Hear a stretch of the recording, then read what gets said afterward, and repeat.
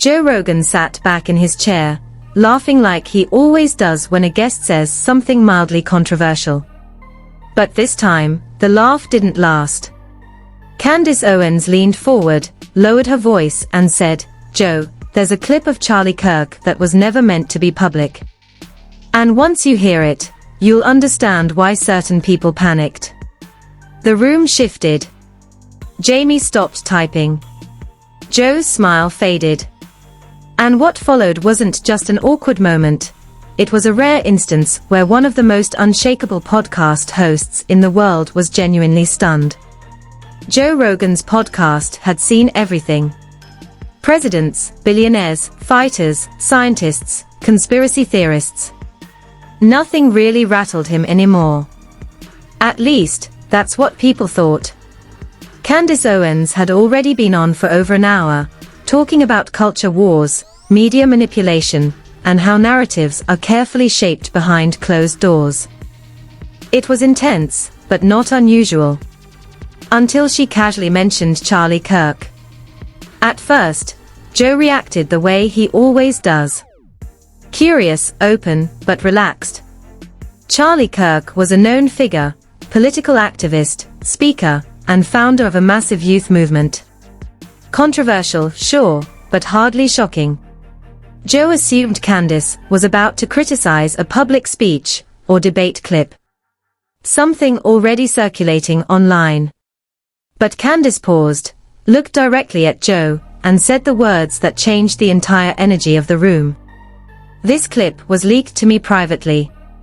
It wasn't supposed to get out." Joe raised an eyebrow. He asked where it came from. Candace didn't give a direct answer.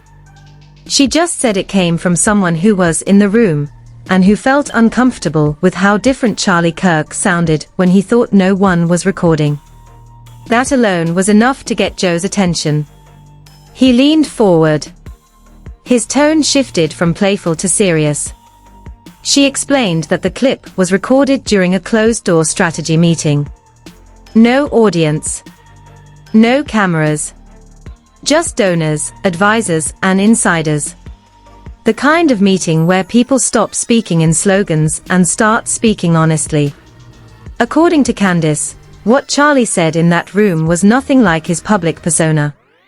Joe asked the obvious question, different how? Candace took a breath. She said that publicly, Charlie talked about free speech, open dialogue, and empowering young people to think independently. But in the leaked clip, his language was colder, more calculated. He allegedly spoke about controlling narratives, intentionally provoking outrage, and using fear to mobilize people rather than ideas. Joe didn't interrupt.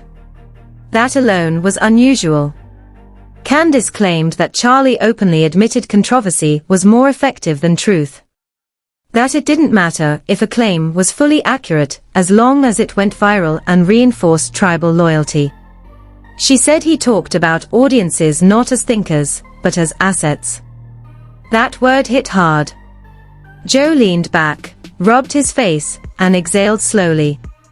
He wasn't angry yet. He was processing. He asked if the clip had been verified. Candace said she had it analyzed, confirmed voices, confirmed context. She said multiple people who attended the meeting independently verified the conversation. Still, Joe was cautious. He said leaks can be misleading. Audio can be edited. Context can be removed. That's when Candace said something that genuinely shook him. She said the most disturbing part wasn't what Charlie said, but how casually he said it. No hesitation. No shame.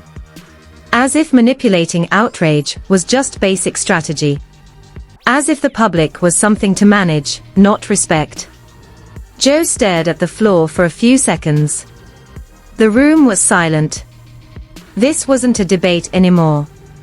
This was disillusionment. Joe admitted that he had always believed, even when he disagreed with someone politically, that most people genuinely believed what they were saying. That they might be wrong, but they were sincere. Candace challenged that assumption. She said sincerity was becoming rare at the top levels of influence. She explained how media ecosystems reward the most extreme takes. How algorithms don't care about nuance. And how figures like Charlie Kirk learned early that outrage equals attention, attention equals funding, and funding equals power. Joe nodded slowly. He said this reminded him of something he noticed years ago. How some guests seemed more concerned with sound bites than substance. How the conversation felt rehearsed. How moments that felt real were becoming less frequent. Candace then revealed why she decided to speak up now. She said the clip was about to be buried. Lawyers were involved. NDAs were being enforced. People were being pressured to stay quiet. She felt that if she didn't say something, it would disappear forever. Joe asked the question everyone was thinking, why hasn't it leaked online yet? Candace said, because releasing it publicly would immediately trigger legal consequences for the person who recorded it. She said she wasn't trying to destroy Charlie Kirk. She was trying to expose a system that rewards manipulation over honesty. Joe sat in silence again. Then he said something that surprised even himself. He said, if that clip is real, it changes how I look at a lot of people. The first part of the podcast ended not with shouting or arguments, but with something more unsettling. Doubt. As the conversation continued, Joe became more introspective. He wasn't just reacting to Charlie Kirk anymore. He was questioning the entire influencer ecosystem. He talked about how podcasting started as a place for long-form honesty. A place where people could think out loud, make mistakes, and refine ideas in real time. But now, even long-form content was being gamed. Candace agreed. She said authenticity had become a performance. That even when someone sounded raw or emotional, it could still be calculated. She pointed out how outrage cycles work.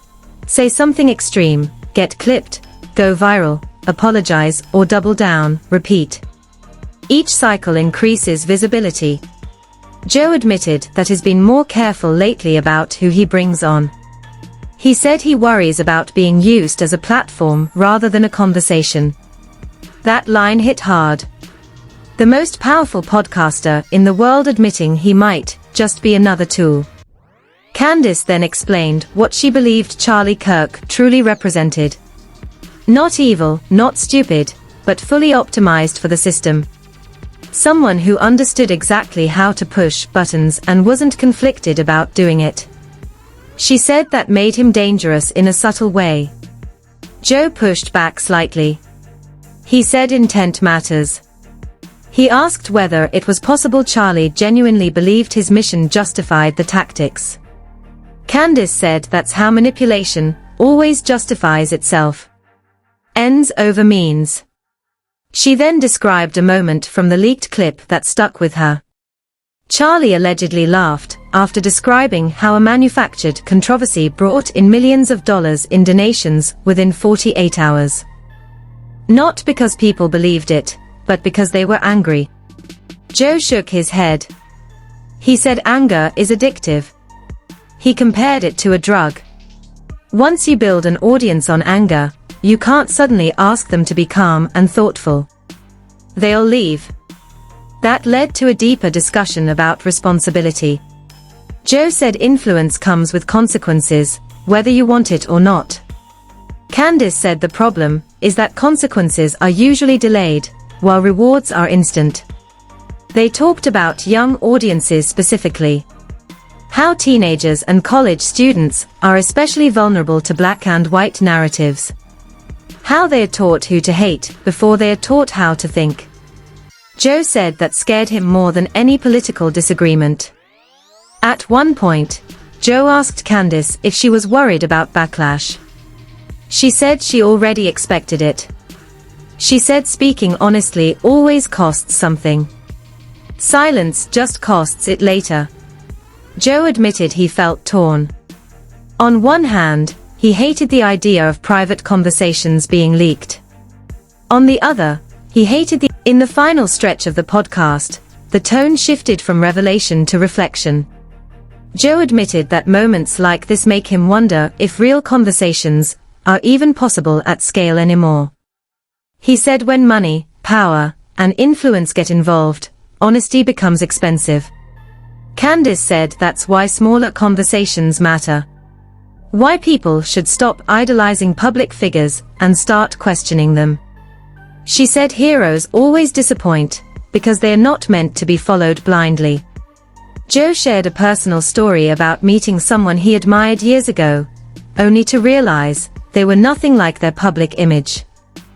He said it didn't make them evil, it just made them human. But it taught him to stop confusing confidence with integrity. They discussed how audiences play a role in all of this.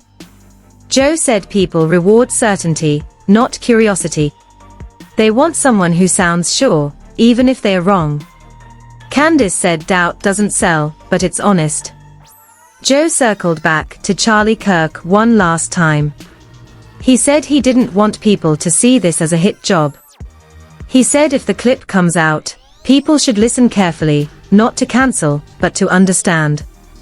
To see how incentives shape behavior. Candace agreed. She said canceling culture isn't accountability, it's just entertainment. Real accountability is changing what we reward. Joe ended the conversation by saying something surprisingly vulnerable. He said he doesn't want to be remembered as someone who just gave microphones to the loudest voices. He said he wants his platform to mean something. Candace said that intention alone puts him ahead of most. As the podcast wrapped up, there was no dramatic conclusion. No final accusation.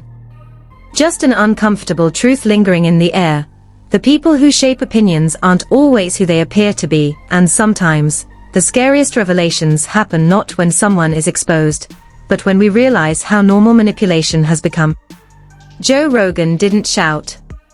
He didn't argue. He didn't dismiss it. He just sat there, stunned, not by a clip, but by what it represented. If this conversation made you uncomfortable, that's the point. Discomfort is where real thinking begins.